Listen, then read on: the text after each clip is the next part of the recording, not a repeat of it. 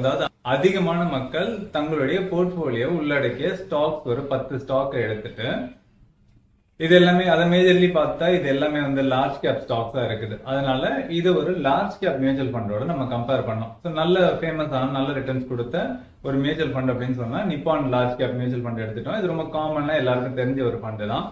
So இந்த 10 stock அதாவது 2014 காலகட்டத்தில் 2014 ஜனவரி பிப்ரவரி மார்ச் இந்த காலகட்டத்தில் 1 லட்சம் ரூபாய் இந்த ஒரு ஸ்டாக்லயும் நம்ம இன்வெஸ்ட் பண்ணியிருக்கோம். அதுக்கு நிகராக 1 லட்சம் ரூபாய் நம்ம நிப்பான் லார்ஜ் கேப்ல 2014 காலகட்டத்தில் இன்வெஸ்ட் பண்ணிட்டோம் அப்படின்னா இன்னைக்கு அதனுடைய வேல்யூ என்னவா இருக்கும்ன்றத நம்ம இப்போ பார்க்கலாம். ஸோ நிப்பான் லார்ஜ் கேப் ஃபண்ட் பத்தி தான் நம்ம பேசணும்.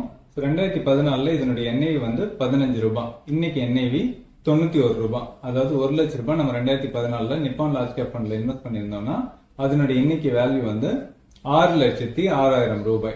அடுத்த